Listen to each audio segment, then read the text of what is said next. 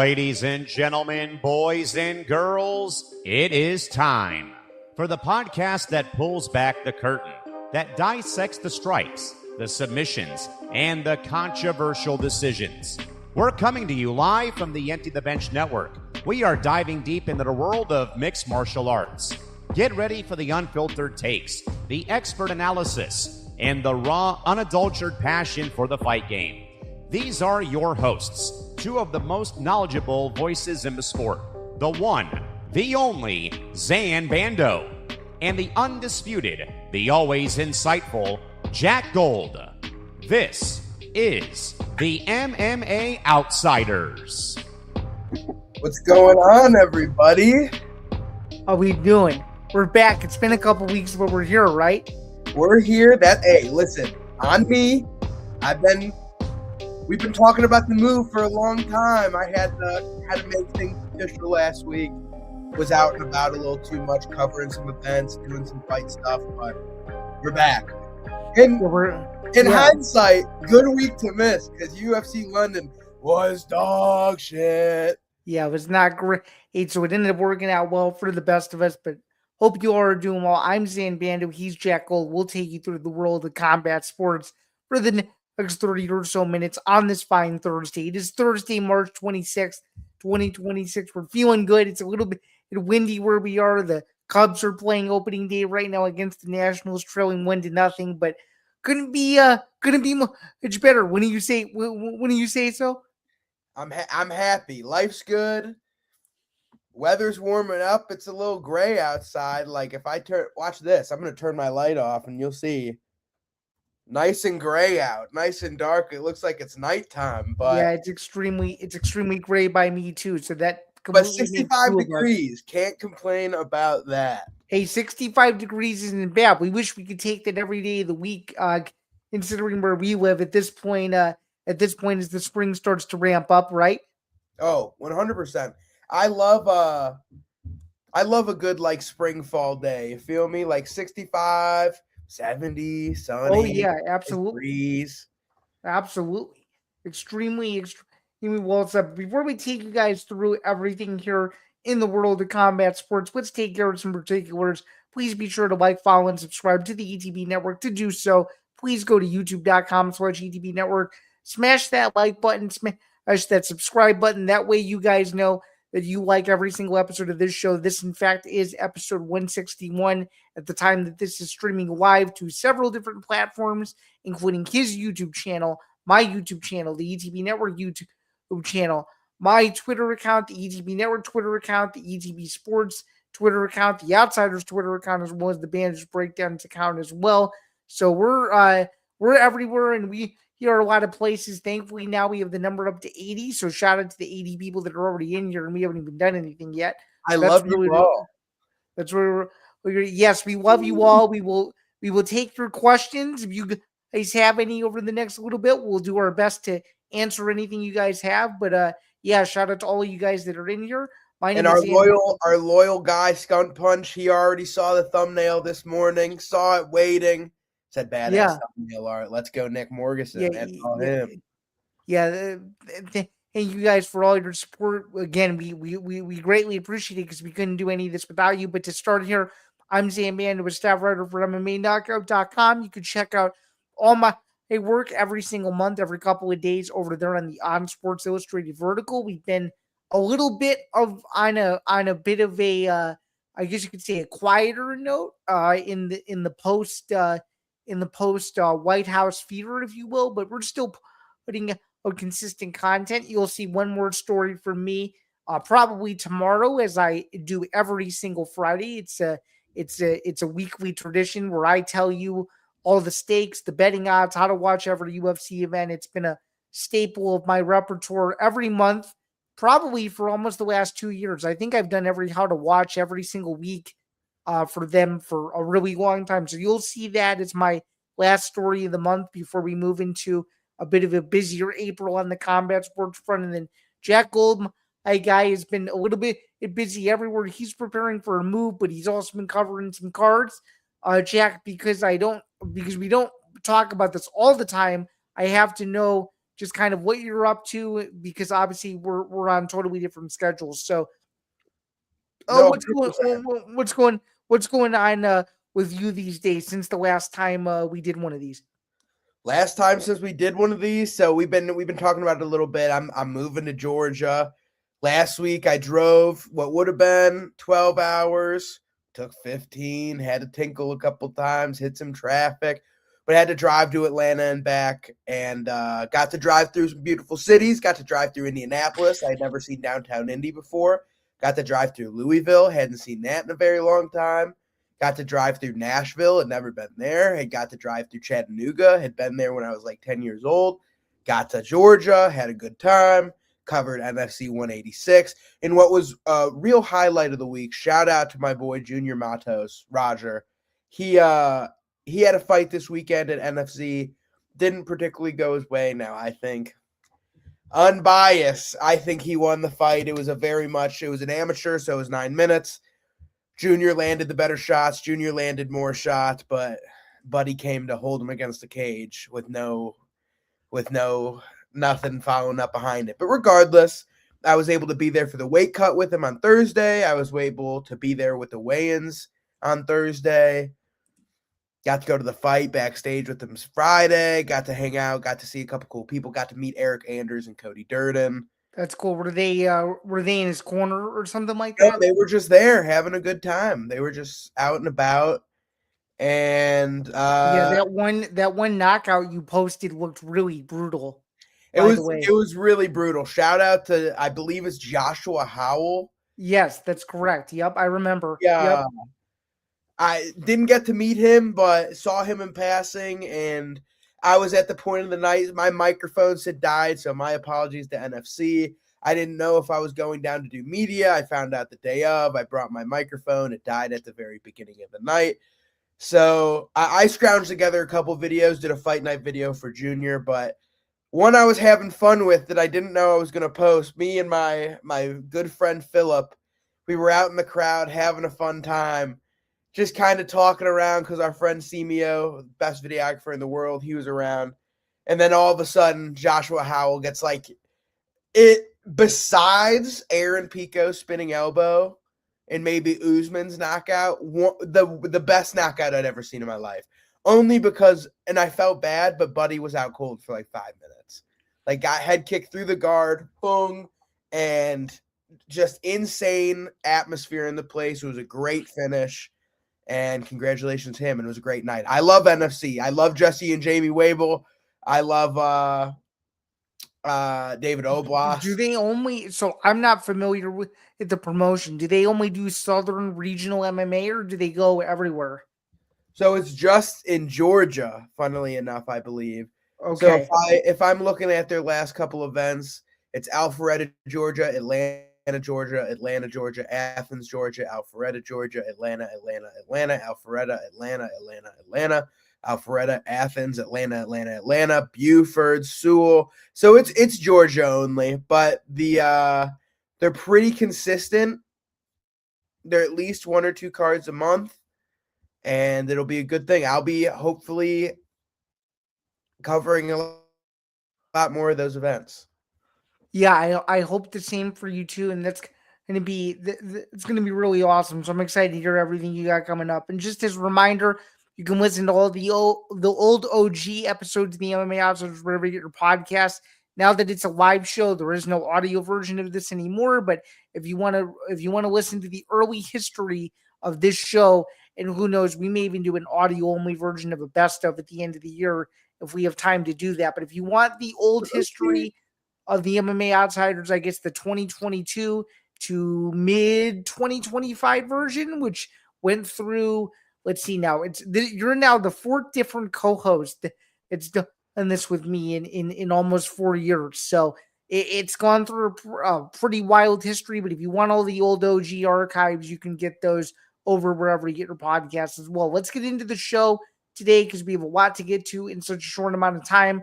Let's keep this first topic really brief because we haven't been on in a couple weeks. What do you think were some of the biggest highlights in combat sports during the 2 weeks that we were gone? So Let me look at the UFC schedule here because we had UFC. Let me actually say this. I know exactly what I want to start off with. So Okay. UFC London was a bit of a letdown, guess but we I can would move say over. a definite highlight that came from it is Chanel Dyer, I believe, is a real prospect. I believe Mason Jones versus Axel Sola was the best fight of the year. Oh, that's. I don't think there's any doubt. That was an insane fight, especially round 3 was unbelievable. The whole fight was unbelievable. Like, it was just, I loved it. It was awesome. But what I really want to talk about is March 14th, what we led up to in our show 2 weeks ago. Okay. That card lived up to the hype. And That just card was awesome. That's it's, probably the best fight night card of the year, if not one of the best cards of the whole year period. I was going to say maybe I would say it's the best fight night. I'm looking through them right now. It was better than Mexico. It was better than Houston. It was better than Bautista Oliveira. Best fight night of the year. And, like, is it crazy for me to say it was even better than UFC 325? No, it really isn't. I mean, I'd say it was better than 326. I would probably say Way better that than card. 326. So I'd probably say that card is probably number 2 for me behind. You know what? 325 was good. 324 was good. I'd say 324 for me would be number 1, and the card you just referenced, the March 14th fight night, for me was number 2. Yeah, I, I would say it would probably go 324, 325 looking back on it. But then after that, March 14th, Apex above 326 for sure.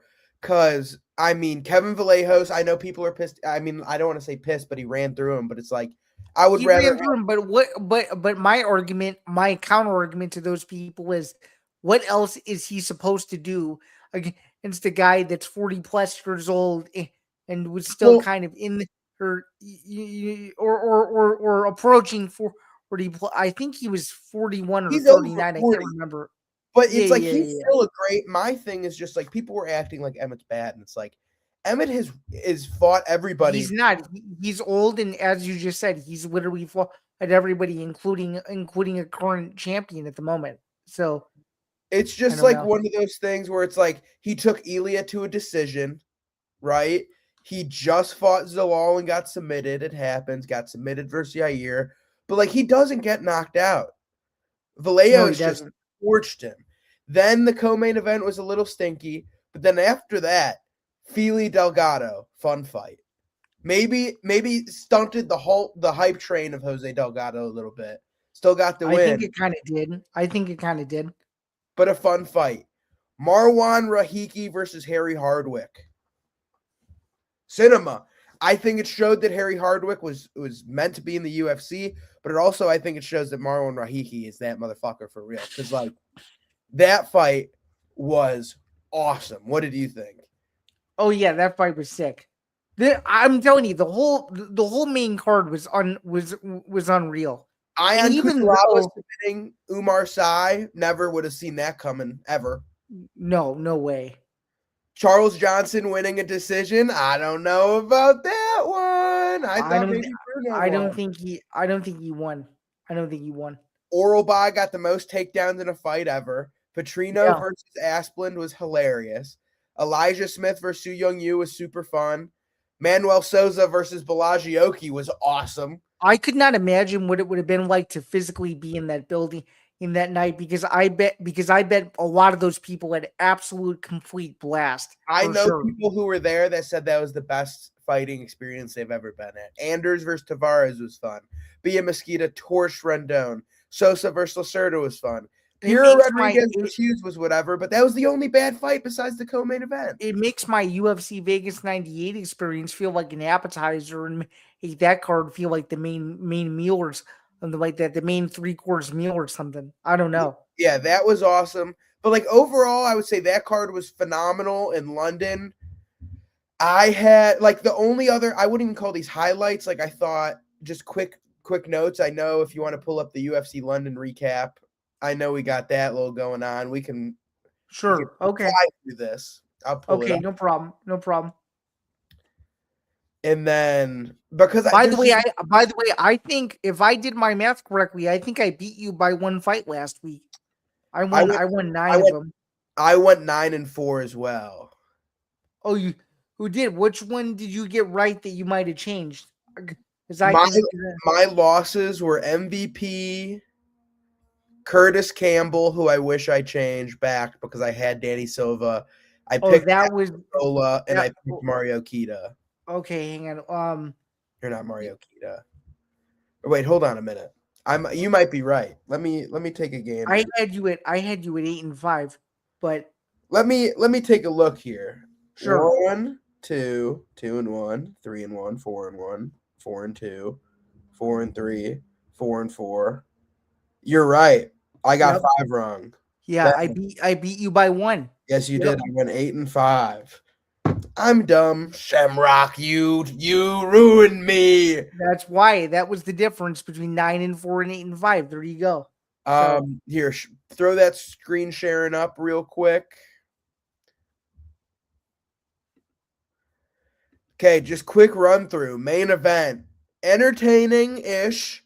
I personally had it 47-47, but I'm almost happier it wasn't a draw because that means Gene Silva would be getting a title shot that he would not deserve at all.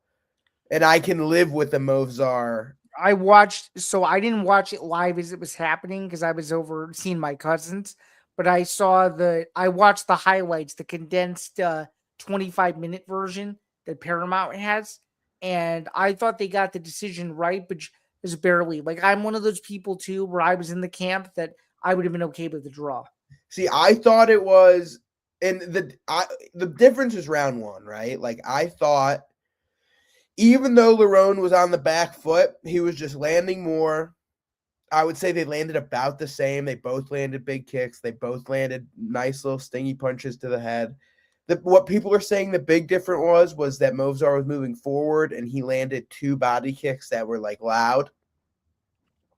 Yeah. But I gave Lerone 1 and 2, and I gave Movzar 3, 4, and 5, with 4 being a point deduction. However, I can see, and I don't think it's a robbery to say Movzar got round 1 as well. See, that's our only difference is I had Movzar round 1. That's why I thought he won. And then in the co-main event, I thought Luke Riley won, but people be crazy, man. I thought Michael Aswell won round 1 of this fight. Luke Riley, I don't know how good he is. He made a post afterwards saying, "Oh, I wish I could do a Scouse accent," but it's like, "I'm taking your head off, Kevin Vallejos."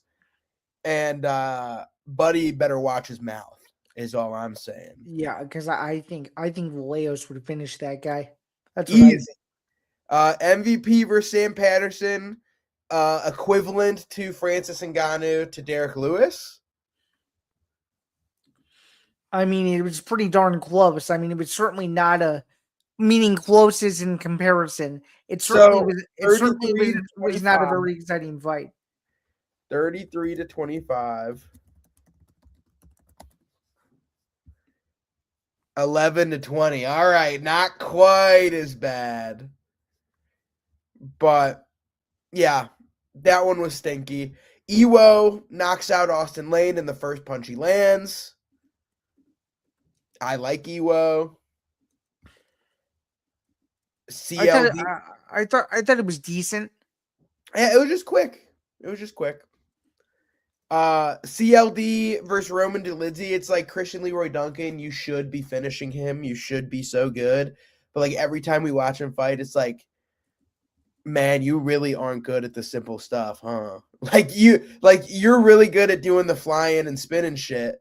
But it's like, throw a 1-2-3. Throw a 1-2 head kick. But Roman Dolidze flops around like a fish for the first 2 rounds and finally gets a hold of him in the 3rd round, kind of gets a hold of him in the 1st round. I thought it was 2-1 Duncan. What did you think? I thought the same. Danny Silva. Fuck, man. This was the one fight that from the moment it was booked, I'm like, Danny Silva's going to win. Danny Silva's going to win. And then fight week, I folded. I'm like, I'm picking the English guy. Danny Silva fucking smoked him out. I should have known better. Yeah, you should have, because you got that one wrong, my guy. I know. Who did you pick? Who did I pick? Let's see. Who did I take? Hey, don't be saying I should have picked better because you picked him too. I did? Yes, you did. I'm looking at it right here. No way. Yahweh. Shoot, I really did, didn't I? Loser. Turn that back around on you. We both suck. Mason Jones Axel Solo, we talked about it a little bit already. Phenomenal. Nathaniel Wood, low seed. That's right. Yeah. We did. You're exactly right. We did. Nathaniel Wood versus Lothian Kita. Man, I'm really happy Wood got the win. I'm cool getting a pick wrong when Nathaniel Wood wins.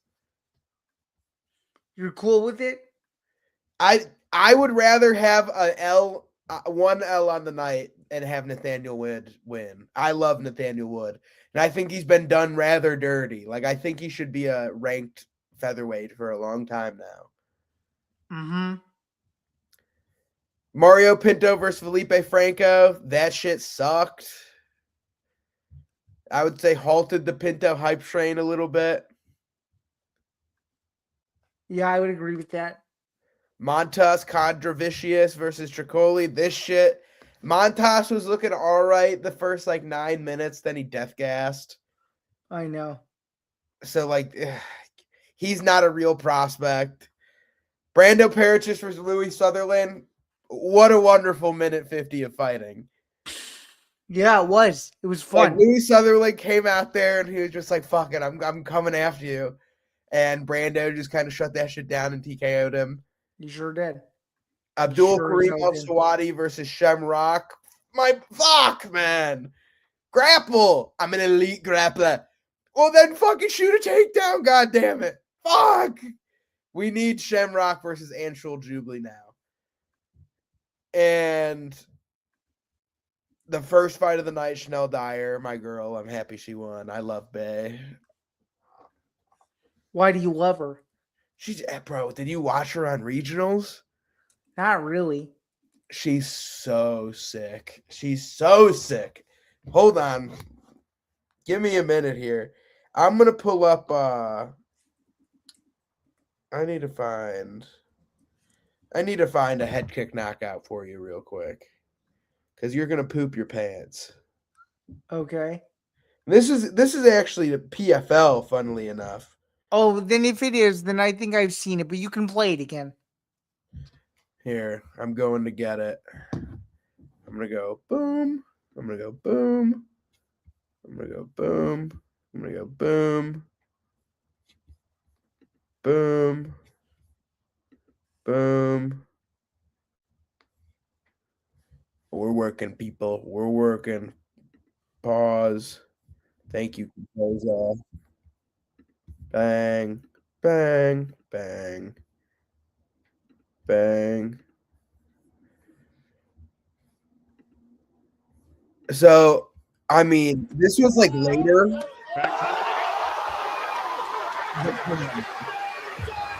Whoa.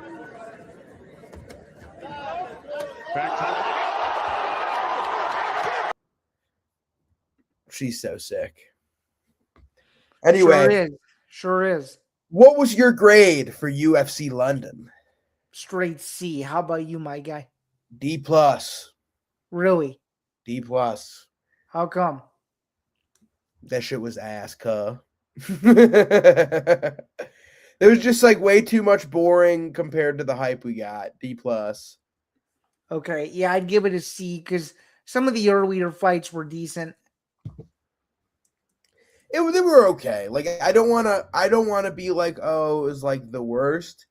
But I feel D+ is fair amongst my grading. I have a D- this year. I think this will be my second D+. Yeah, second one.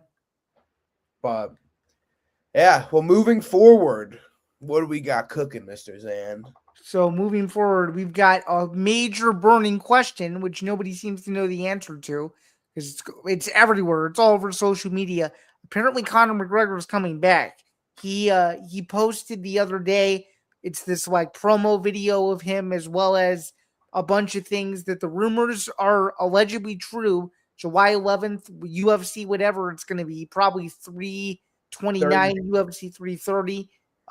July 11th in Vegas, International Fight Week. What do we think? Smoke and mirrors? Is it happening? According to Ariel, it's happening as long as something open, quote unquote, disastrous does not occur. So what do we think? I think we've been playing this cat and mouse game for a while. Okay. And I think Jack's the all ball knower of all ball knower. However, I do believe that Conor McGregor is going to fight July 11th. You do. And if he doesn't, he's never fighting again. I swear to God, never fighting again. However, with the context clues going around what's happening in the MMA space, it's been dull, but if you've been locked in a little bit. Oh, I've been locked in. You know that. I'm talking to the viewers. Come on now. We got the MVP card got announced, which we'll talk about in a little bit. Nate Diaz is on that card, who we all thought was going to be Conor's opponent. Right. Then he got an offer that he allegedly couldn't refuse. And then, so let's say Nate is off the table, right? In our heads, it was like, oh, it was like either Nate, it was either Jorge Masvidal, it was either Max Holloway, or it was Carlos Prates. Yeah, or Prates, which axe that shit ain't happening. Mm-hmm. Or Chandler, that shit ain't happening. Right. So it's just like, okay. So now with Nate, the number one option, off the table, and Jorge Masvidal coming out saying, I had an offer for the Netflix card and declining it because the UFC had something in store for him. If you're doing the math, what I've been saying for the longest time, if Conor's coming back, he has to fight another unk.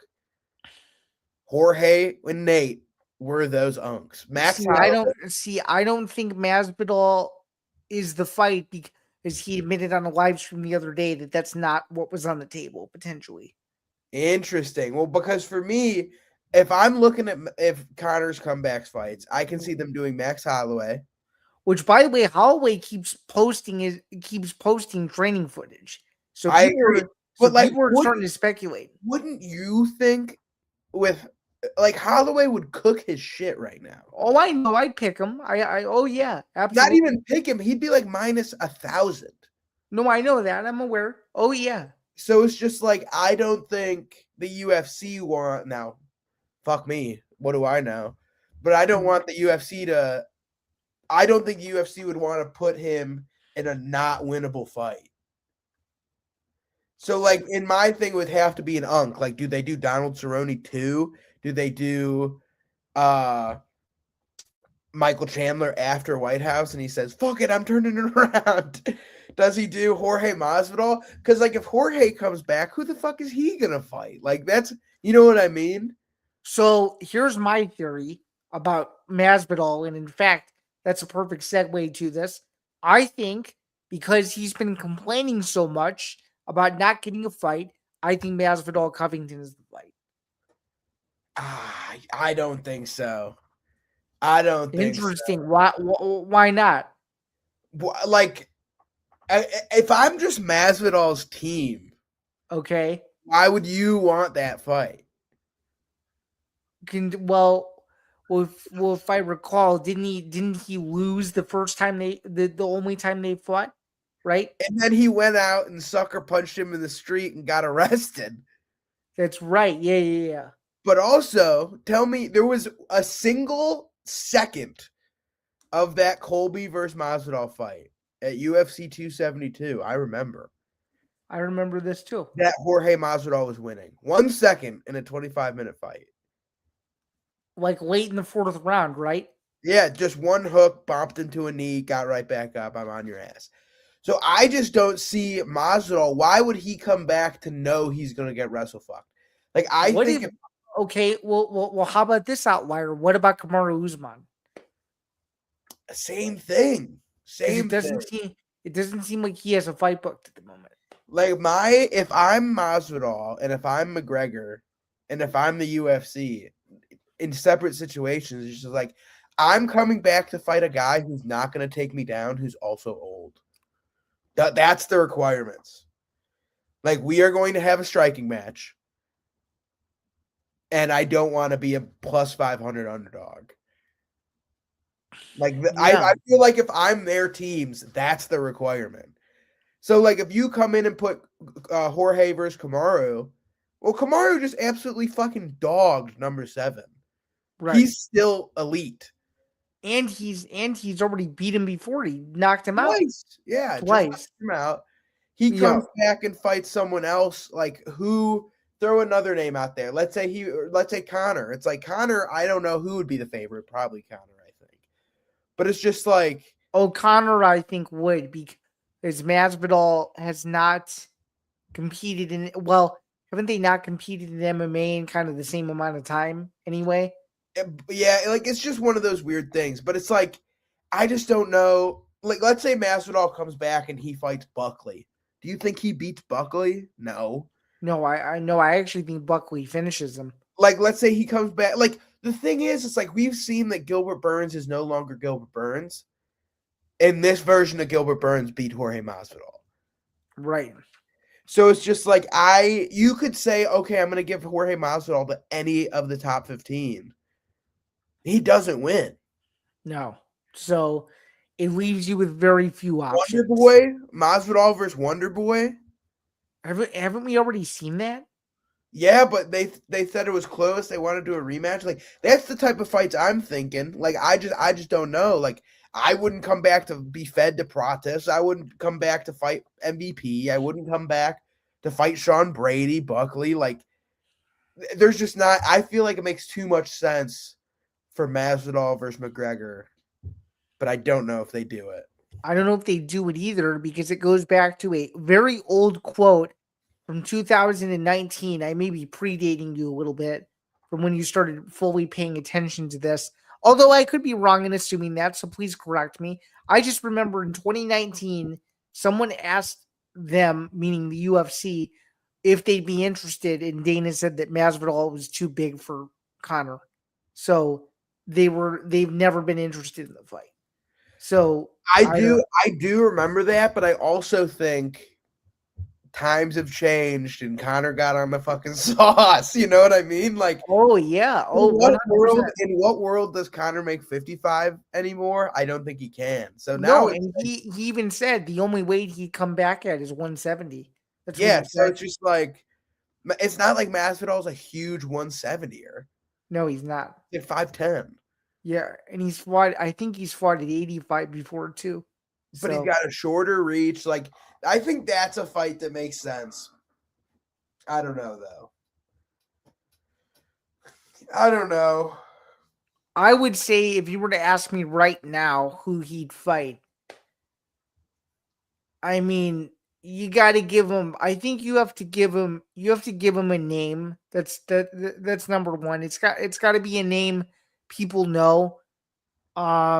I'd say my choices right now, if I were to guess, this is not including Conor in the discussion, and because he says Conor was allegedly not a part of it, which I don't know if I believe that. I'd say it would be Covington, which I think would sell on its own, although it's been sold before and the fight wasn't very good. So I'd say him. I would say this is going to sound weird. I would say it's him. I would say it's Carlos Prates, and I would say the third option is probably if I were to just throw something out in left field. I mean, I'd say maybe, and this is not even great, but I'd say Buckley would be my third choice. I just don't see McGregor being a part of it. I see the only fight that McGregor comes back for is Holloway for the you can't even do a BM. Well, actually, I would say it'll be Holloway at 70. Yeah, I mean, I was going to say you can't even do Oliveira because he's a natural 155er. I was going to say if they wanted to do the BMF, but I honestly don't know what he would do in this case. I really don't. Yeah, I don't know. I just feel like it makes too much sense for those two. But moving forward, I feel like we're rambling a little bit. Netflix, we got the card. We're screen sharing. You wanna pull up the card? It's already up, baby. So May 16th, it's a better card than the UFC Fight Night card. We can objectively say that because there's Now, names in it. What's up? I said for now. For right now, I mean, dude, there's names in every fight on this card. Is what I'm trying to get at. I would say the top 2 rows are awesome. I mean, you want to talk about a card where they made the best available. I mean, this is it. Although they don't have it in the right order, shouldn't Rousey Carano be on the left? Well, if you read here, it's because if I am reading this correctly, Okay. double main event, and then Rousey's in the middle. I think they're doing it where like this is the feature fight. And I then think so too. this is the co-main, but it's the double main. Interesting. Okay. And then these guys are the headliner. Okay. But like this row right here, Saladin Parnas versus Kenny Cross. Hey, your boy knew about this one. Well, I knew about this one too. And I'm very excited for Kenny. I think this is going to be a really fun fight. Parnas is like one of the best prospects out of the UFC for a long time now. And Kenny, I feel the same way. Like he won on Contender, retired a 10-0 guy, didn't get signed. He was 10-3 at the time, and now he's 17-4. Dude, that Lorenz Larkin Jason Jackson fight is awesome. We'll get there. We got Junior Dos Santos versus Robelis de Spain. Could we see a vintage JDS performance? I could see it. I could see Robelis just knocking him out silly, or does JDS grapple? That's my thing. Can he lay on him? Mokaev versus Adriano Moraes, banger. It's a great fight. Fantastic fight. Lorenz Larkin, Jason Jackson. Something tells me if Mokaev is impressive, I think he'll start talking to the UFC again.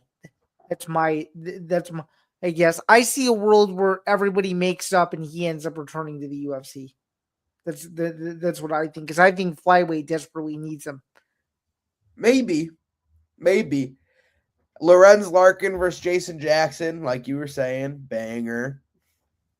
I can see it being a little bit dull, though, if Jason Jackson holds him against the fence. Yeah, I agree. An Amid Fazil versus Jake Babian. I'm not familiar with either of them, but I'm not either. David McGoyan we're familiar with from the Contender Series this year. He fought Tommy McMillan. Yep, I remember. He's fighting Albert Morales, who's not the best, but McGoyan will get the job done probably. And Alex Pereira's sister's on the card. Versus BKFC fighter Jade Mason Wong. Yep. And then Nate Diaz gets his boy Chris Avila on the card. Yeah. I wonder who he's fighting, because we don't know. Yeah, but pretty awesome card. On paper, I'm giving this an A. Yeah, I'm giving it an A too. I'd give it a 9. I give it a 9.6 out of 10 with who was available and how many just major names you were able to get. Nate Diaz, Ronda Rousey, Francis Ngannou, Junior Dos Santos, Muhammad Mokaev. I mean, those are some names right there. Rice, Larkin, Jackson, like those are all names. Like literally every name in the top 2 rows, I'm like, damn. Yeah, put together a stellar card only on Netflix from the Intuit Dome, and tickets are relatively inexpensive. The cheapest ticket for this thing is $60. So if you're in the area and you haven't been to an MMA event in a long time, you should consider going. If I was in the area, there is no doubt I'd go to that. I'd go to that in a heartbeat. Absolutely, I'd go to that. I've been considering it for a minute. So ever since I knew Kenny was on there, I was like, we've had good luck together. I've been there for the last 4 fights or 3 fights, 3-0. Yeah. Oh yeah, I know. I'm aware. But we'll have to see. It's expensive getting out to Los Angeles. I've been to, let's see now, one of his last 3 fights. So that was together. I'm going to make a Kenny Cross at it later today or tomorrow, I believe. But that fight where we met Kenny Cross in Milwaukee, yes, sir. I've ever seen. By the way, speaking of XFC, they're coming back to Iowa at the end of April. Did you see that? I did see that. Mm-hmm. But moving forward here, we've got about 15, 20 minutes left in the show. UFC Seattle this weekend. We've got to get our picks up, Zain. Yes, sir. We have to get predictions in. So let's pull up the card and let's run through it and see if we can pick some of these fights. What do we have? A 13 fight batch this week? What do we got? Fight batch this week. And if I'm not mistaken, with an 8-5 record of last week, I'm now 73-30. That's correct. With a 9-4 record last week, you're now 59-44. That's exactly right. Yep. That's exactly right. Yep. And you got to do some work to catch up here, but hey, man, that's why they do 43 shows. We have plenty of time. So, but we're looking good right now. By the way, just as a spoiler alert, in case you didn't know this, UFC Freedom Fights 250. Your boy over here did the math. That'll be the 19th UFC event of the year. Just as a heads up. Interesting. So we have a while to go, but it's going to be event number 19. In case you didn't know that, so the countdown to the White House card continues. But just for full transparency's sake, it will be event number 19 of the year, barring anything unforeseen. So. And I'm coming to be the greatest picks of them all. I want to be the guru. To be 6-0 on that card is what you're saying. On every card. I want to end this year in the 70 percentile. That's a good goal. Hey, I ended the year 58% last year, so let's see how I fare the rest of the way. Last year was bad. I think I was 62.8 or something like that. You were 62.8, but you won a good majority of your fights though. But by the way though, Jack, before we get into this card, just to let you know, in case you didn't know this, because your boy over here has been keeping track, we have you're up on me by 1 fight in the main event category. So going into this card, you're 5-3 and I'm 4-4. So we're still going to be neck and neck in the headliner category, I think, for quite some time. What do you think? I think so too. But getting into it, UFC Seattle, Alexa Tainara taking on Bruna Brazil. I'm taking the -700 favorite, Alexa Tainara. I'm taking Tainara by decision. What do you think? I can see Tainara by submission here, but I'm also going to say decision. Okay. In the next fight, we got Ricky Simone taking on Adrian Yanez. Now, this fight, very close in odds. Ricky Simone only about -145. I will be taking Ricky Simone. Yeah, I could see that being the case as well, but I do think Ricky Simone does enough. I do agree with that. I'm taking him by decision. Okay. Next up at -620, we got Navajo Sterling taking on Bruno Lopez. I'm going with Navajo. Oh, wait, I'm just curious. Who fell out? Was it Kanji or Barboza? What would have been the first fight of the night? It would have been Cagliari. No. Oh, really? Okay. There were whoa. There's a whole lot of different fights on here. So who we got? We got Bruna Brazil. So Stephanie Luciano is fighting Tainara, but Luciano fell out, so Brazil stepped in. Okay. I'm just curious, what happened to the Zhu Kangji fight? What happened to the fight? Zhu broke his nose. Oh, okay. So the cancellations are Sam Sanchez tore his labrum or something. That one I knew about. I remember Carol that. Foro was fighting Luciano. Carol Foro popped, and then Luciano was scheduled to fight Tainara, but then Luciano withdrew. So now it's just a whole new fight of Tainara versus Brazil. Chiesa was supposed to fight Carlston Harris. Harris had visa issues. King Zhu fighting Mauricio Barbosa. Zhu got hurt. I need to refresh my memory on who this is. Oh, road UFC guy. Got Oh, you. got you. Okay.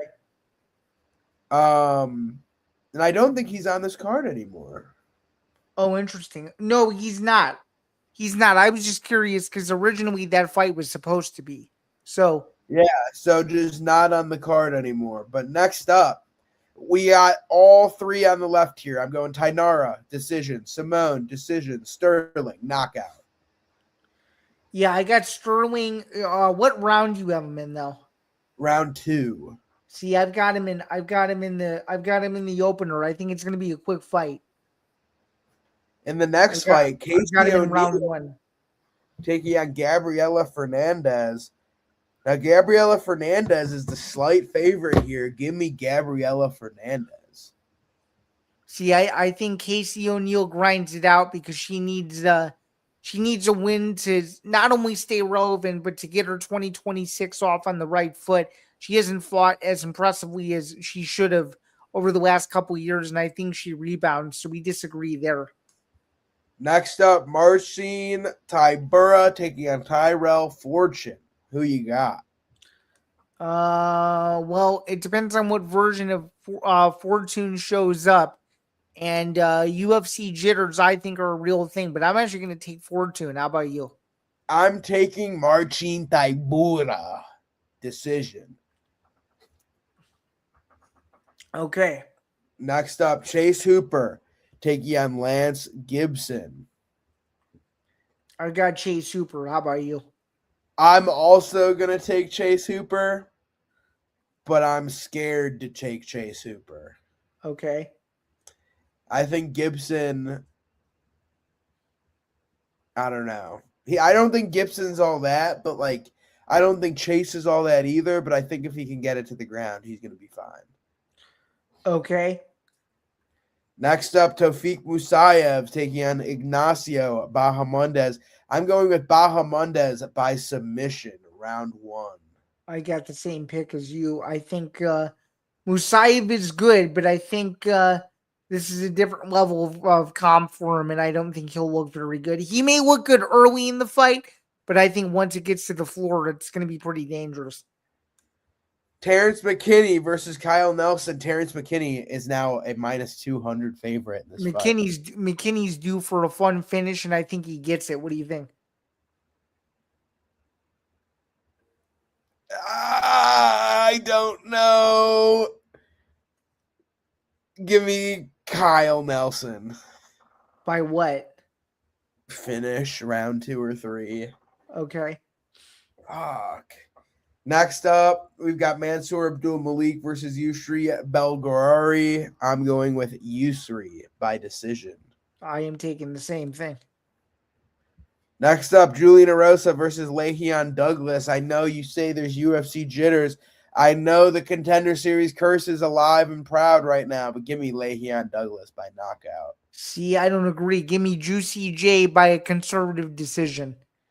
Next up, we have Michael Chiesa taking on Nico Price. Give me Michael Chiesa by submission. I think the same, and he goes out at home in impressive fashion, and I think this is the fight that gets Nico Price cut. What do you think? 100%.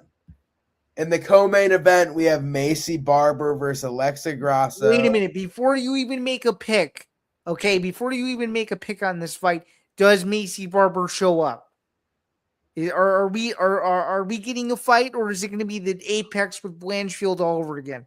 I'm going to say we get a fight, but it's valid. Like, are we sure, man? Are we positive? No, I'm saying 51% Macy Barber makes weight and shows up.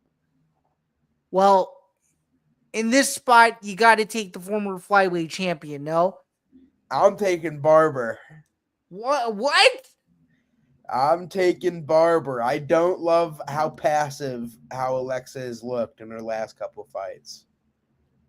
Fair enough. So we disagree there. And then finally, the main event of the evening, Style Bender versus Body Bags. Adesanya needs a win in the worst way possible. If Pyfer wins, it's the biggest win name value wise of his entire career. You taking the kid from Philly, or you taking or you taking the guy that used to be the scariest guy at 185 and now is a shell of his former self? Who you got? Who you got? I want to know who you got. See, I think this is a must-win spot for Adesanya, and I think he beats Joe Pyfer.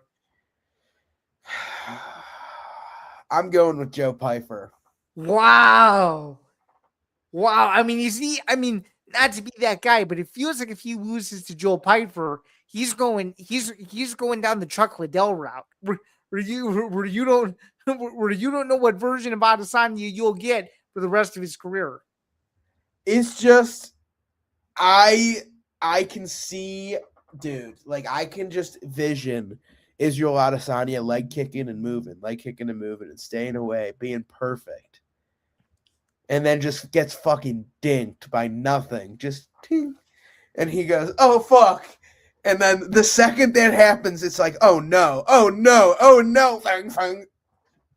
Like, or I could see Pyfer taking him down, submitting him. Like, the problem is, it's like, I think Izzy's going to win so many minutes.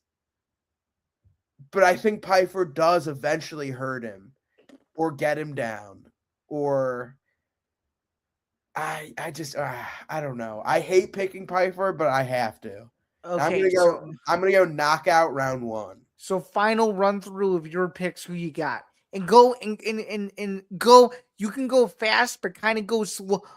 At the same time, that way I have all of them accounted for, and then I'll do the same for me as well. Okay, I'm going with Joe Pyfer by knockout. Okay. I'm going with Macy Barber by decision. Okay. I'm going with Michael Chiesa by submission. I'm going with Le'Veon Douglas by knockout. I'm going with Yusri Belgarari by decision. Okay. I'm going with Kyle Nelson by TKO. Okay. I'm going with Bahamondes by submission. Okay. I'm going Hooper by submission. Okay. I'm going Tybura decision. Okay. I'm going Fernandez decision. Okay. I'm going Sterling by knockout. Okay. I'm going Simone by decision, and I'm going Tainara by submission. Okay, that's not bad. We disagree on some of these, but we'll see how we do. We'll see how we do.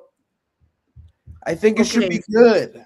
So let me go through mine now that I have them all accounted for. Hang on. Let me pull that back up. Quick trigger.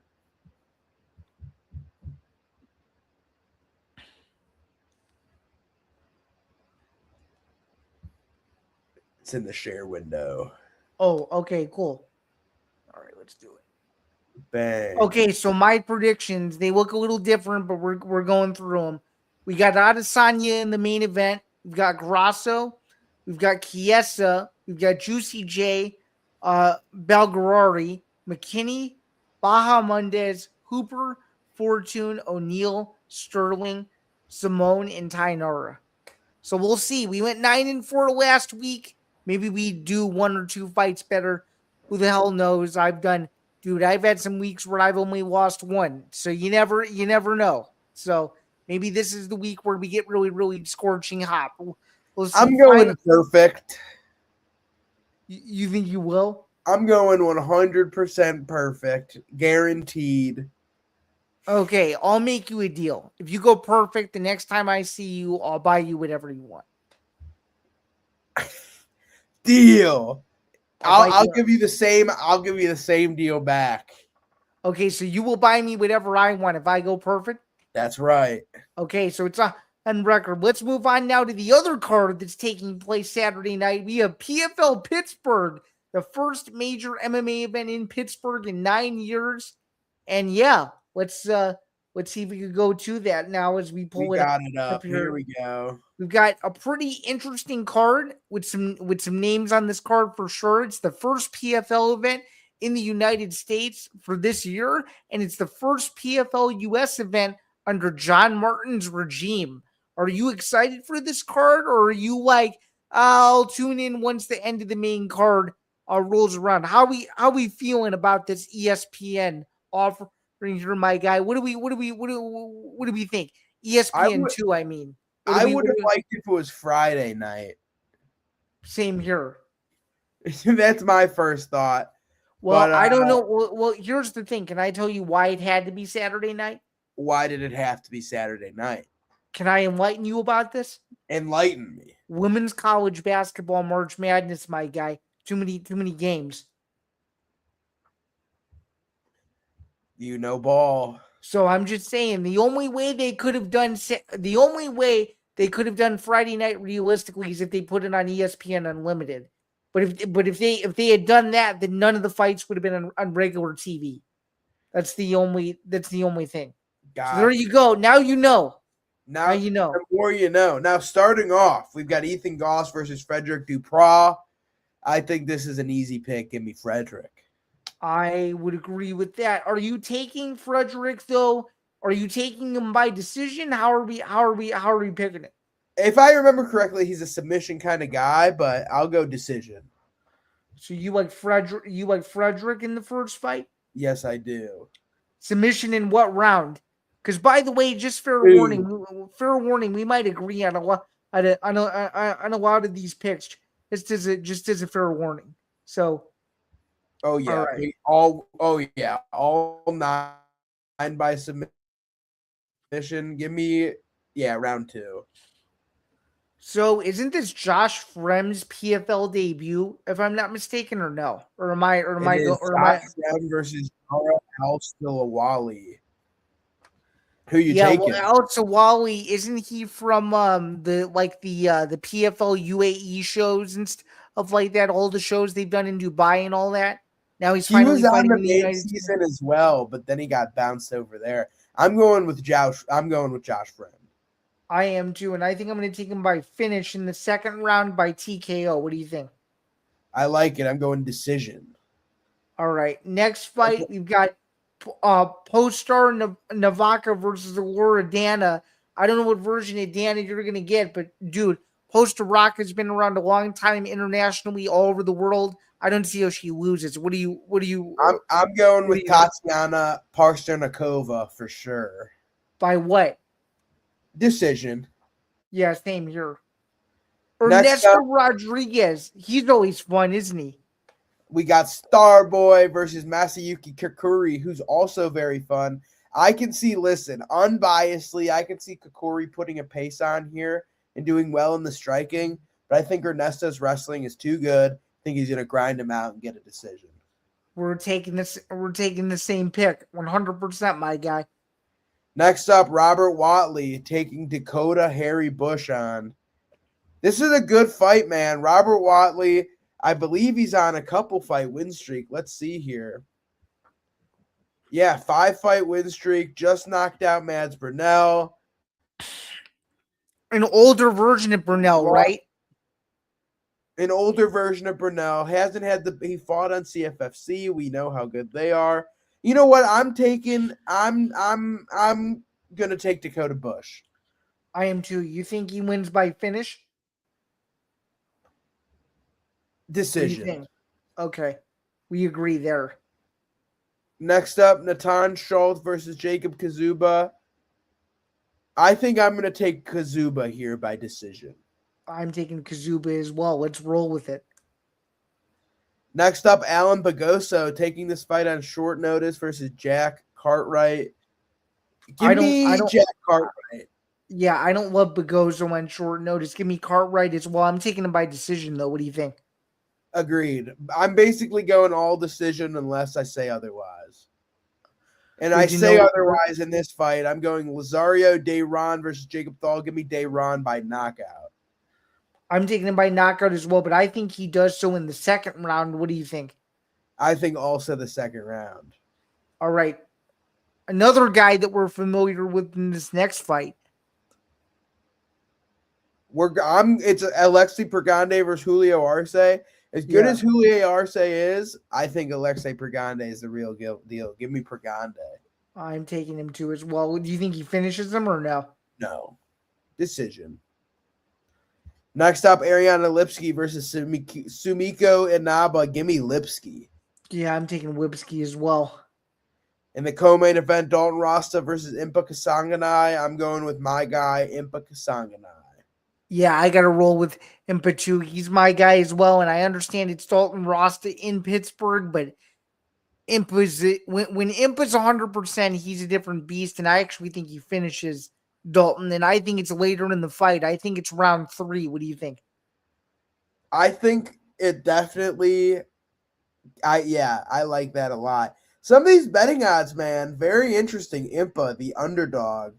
Lipski, slight favorite. Pregande, slight favorite. Lazario Dayron, minus 2,500.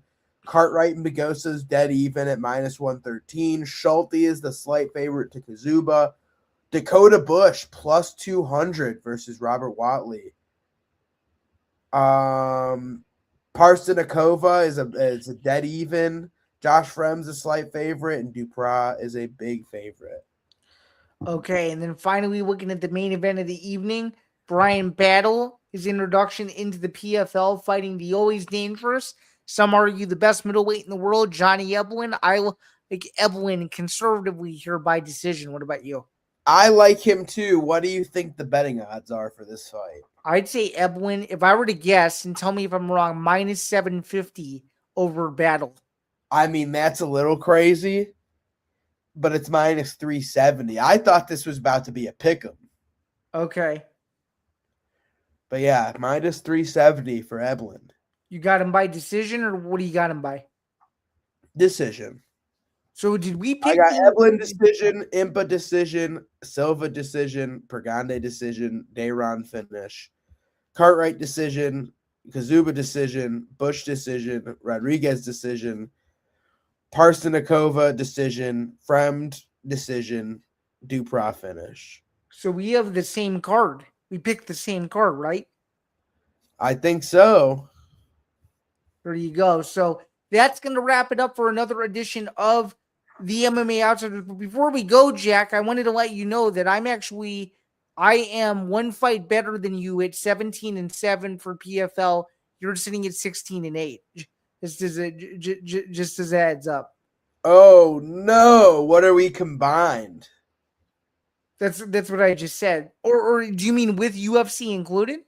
Mm-hmm. Oh shit! We'd have to do the quick math on that. So that would be, let's see, 17 plus 59, and 9 versus what is that? 44. So I don't know. Let's see here. Let's do some quick math on that. So like 76.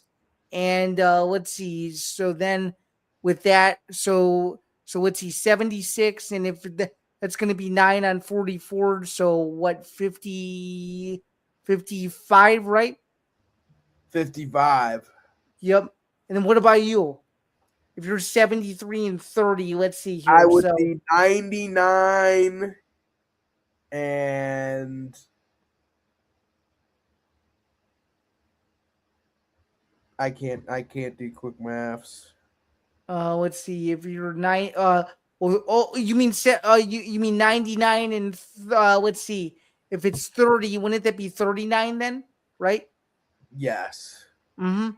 So that's still pretty decent. That's still pretty good. That's not terrible, but nonetheless, though, that's going to do it. We've been on here for a little bit over an hour. That was episode 161 of the MMA Outsiders. He's Jack Gold. I'm Zain Bando. Jack, as we get into the end of the show, any final words that you'd like to leave our listeners with as we move into what will be April the next time we do this very show next Thursday afternoon?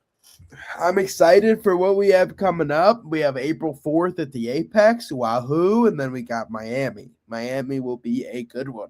Yeah, Miami will be a good one. That's also the same day as PFL Chicago, which neither of us will be in attendance for, but it's some, let's just say this, and we'll be a little bit more open and honest, some very interesting, with some big air quotes around that, matchmaking on the entire card. So, well, I mean, I'm just going to say this. I'm not trying to be a hater. We'll even see remotely if that card stays together, because there's still a couple weeks. And you know how some of those guys are. Some of those cards that they announce weeks out. Breaking news. Oh, what do we got? What do we got? Of UFC Miami. Okay. We have a fight announcement. Okay. A Chicago man. We got Charles Radke against Francisco Prado, April 11th. Charles Radke replacing Chris Alvidrez. Okay.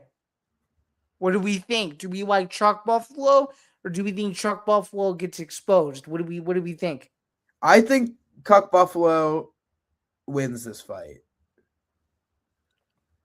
I think he wins this fight. I don't think Prado's all that, to be honest with you. I think he's got a big head. I think he's going to get left hook Larry'd by Charles Radke. And speaking of that, Jack, because I would be remiss if I neglected this, what made you feel good in MMA the past 2 weeks when we were going? And my guy, you always give me something. What do you got? What do you got this week? Well, this week I almost just unplugged my whole situation here. But what was it this week that made me feel good? It made me feel good that Arnold Allen is active. I love watching him fight. I think it's great that UFC London sucked balls. That's not great, but it's okay. Some people won. I think the main event made people not feel so great. But you know what did make me feel good? I think Steven Asplund, even though he lost, his stock went up. Okay. I think same thing for Harry Hardwick. I think, nothing too crazy. Stock high, Kevin Vallejos, going to be a title Kevin champ. Vallejos for sure. By the way, if they need a card in Mexico, he better headline it. Well, he's Argentinian, so. Well, that's true, but I don't think the UFC is going to Argentina anytime soon. So I can see him going to Buenos Aires. They got Kevin Vallejos main event, Esteban Rivovic co-main event. Hey man, it doesn't seem like they're planning to go to Buenos Aires anytime soon, though. That's kind of my whole point of saying that. Did you think they were going to go back to Baku? Yeah, I did. Oh yeah, I did. Doubtful, but when they make deals, they try to go as many years in a row as they can. So I don't know, but that does it for the MMA Outsiders podcast. That's what made me feel okay this week and last week. Yeah, it was certainly a good show. We will be back next week for episode 162. We'll recap everything that was UFC Seattle and PFL Pittsburgh as the UFC returns home to Las Vegas for an Apex card that I'm sure we will crap all over. And I'm sure by the time that we talk to you guys in 2 weeks, that we'll be talking about that Apex card as one of the best cards of the whole year, because that's the vibe that the UFC is giving off. 1 week, the card's really good. The next week, the card is really bad. and we don't know what version of the UFC we're going to get. Some people on Twitter think these days that they're more of a private equity firm these days than anything else, where they just try to put out as much content as possible. But that's a longer discussion for another episode. He's Jack Gold. And let's cue the outro and get out of here. Have a great Thursday, everyone. Enjoy the Sweet 16 and the Elite 8 that are coming up in the next 4 or so days to figure out who the heck is going to the Final Four in Indianapolis. And until next week, hope you all have a good one. We'll catch you guys soon. And thanks again for all of your guys' support, because we couldn't do it without all of you. But until next week, we will see you for episode 162. Have a good one, everyone. Take care. And thanks so much. We really appreciate it. Thank you again. Love y'all.